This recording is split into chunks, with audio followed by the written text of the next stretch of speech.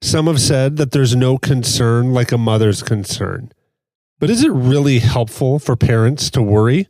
We're going to talk about that next on the Celebrate Kids podcast. Don't be afraid of the dark. Be careful with stars.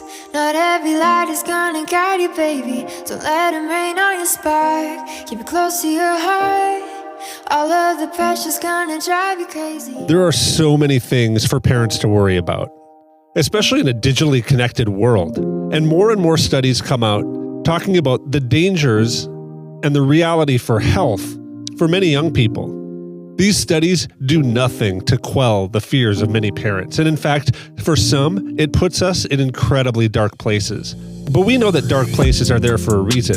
And in many cases, it shows the brightness of the glory of God. And that's what Dr. Kathy is going to help us focus on today. So let's turn now to Dr. Kathy. So Dr. Kathy, there's a new report out that says that about 40% of U.S. parents are extremely or very worried that their children will struggle with anxiety or depression at some point.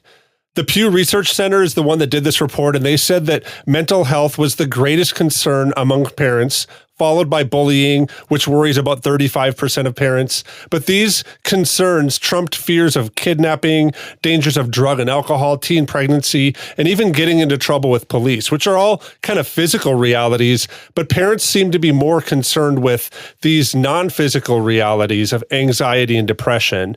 So I know that it's natural that kind of fear guides us, right? Like I go to the Grand Canyon and I'm inspired by awe, but my fear of falling probably dictates how I participate in the Grand Canyon, right? I don't walk right over the edge and say, man, this is amazing. Right. But there's a role that fear kind of plays in our life.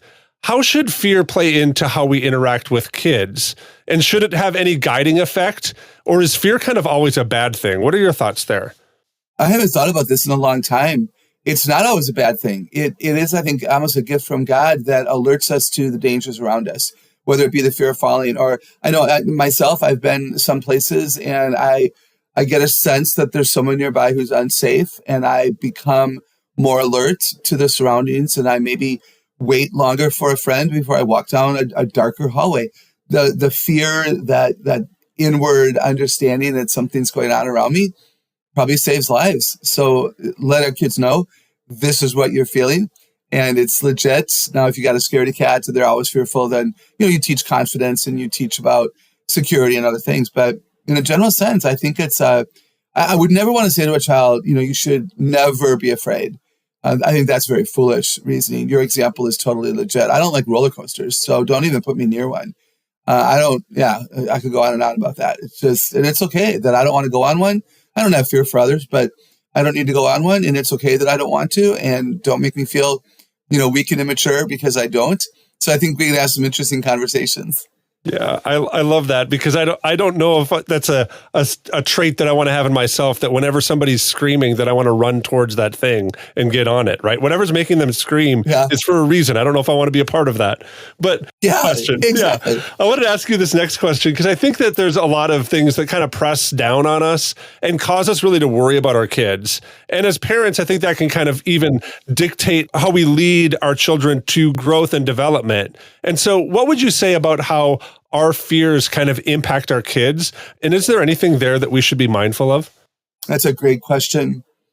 I would not want a mom or a dad or a grandparent raising children to be so fearful all the time that they, can't open the door. They can't, let their kid, sit on the front porch alone and finish an ice cream cone or, to wave at a neighbor or whatever. So let's make sure that we're not overreacting to things, that we're not, treating our kids so fragile, that we're not treating the people around us like everyone here is evil with evil intent. That's certainly not the case. But to teach our kids realistically, be alert. I remember that I'm so old. I remember Halloween candy and you could eat it on the way home, after picking it up. And now there are parents who don't eat anything that's in your bag. We're going to, inspect it all there for a season. You can take it to the hospital for a free x-ray. I mean, I remember the day when, oh my goodness, no, you just live life happy-go-lucky. And we're not in that space and that place anymore. So be alert, be aware. And I would also say, how often have your fears become real?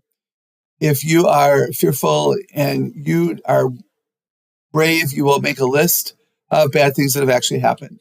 And you'll see that in the last, 21 days, Everything's been fine. My child has not been approached by a stranger, et cetera. My child has sat in the front yard and no car has come careening toward her.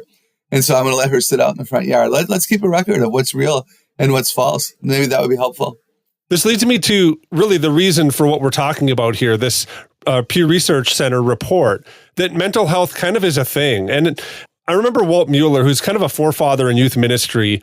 He said to a group of people once that I was in, he said that there's this pressure on today's young people that's incredibly extreme, that there's things like sports and grades and keeping parents happy and all of these different things really weigh down on young people. And it's natural for us to see this in our kids and then to worry about their mental health.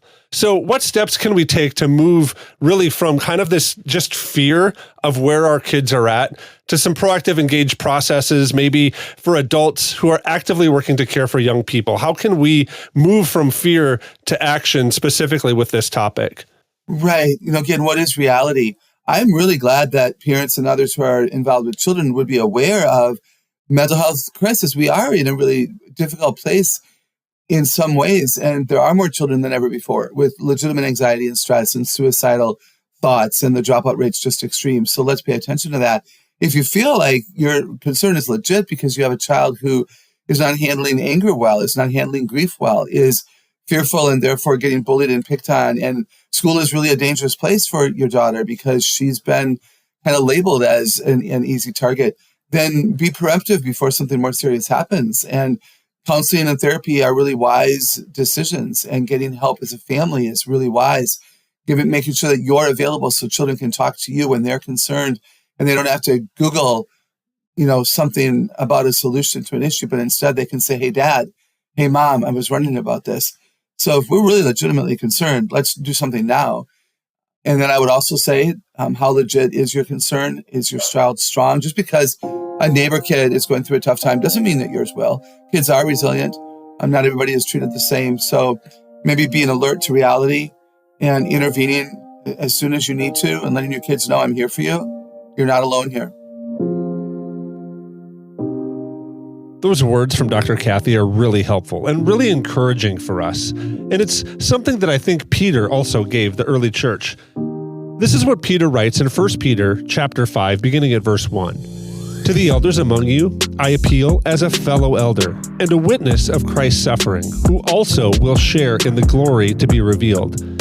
Be shepherds of God's flock that is under your care, watching over them, not because you must, but because you are willing, as God wants you to be, not pursuing dishonest gain, but eager to serve, not lording it over those entrusted to you, but being examples to the flock. And when the chief shepherd appears, you will receive a crown of glory that will never fade away. In the same way, you who are younger, submit yourself to your elders. All of you, clothe yourselves with humility toward one another, because God opposes the proud, but shows favor to the humble. Humble yourselves, therefore, under God's mighty hand, that he may lift you up in due time. Cast all your anxiety on him, because he cares for you. These words from Peter to the early church are a guiding light for us in dark times, because Peter's call for them is to care for those who are under their care. And it's the same way for us as parents, that as we watch and guide young people to pursue who God has created them to be, it's our goal to drive them to an understanding of who they are in Jesus. And at the end, there's a call for us to cast all our anxieties on him, because God cares for us and God cares for those that are under our care. And that's an incredibly bright light in a dark time. And we hope that this podcast is a bright light for you in dark times. And if it is, would you share it with some friends? And if you have any questions or anything that you'd like us to address, we'd love to get an email from you. You can send it to ask@ignitethefamily.com. That's ask@ignitethefamily.com. For all of us here at Celebrate Kids with Dr. Kathy Cook, my name's Wayne Stender, and I want to say thanks for listening, and we'll see you tomorrow.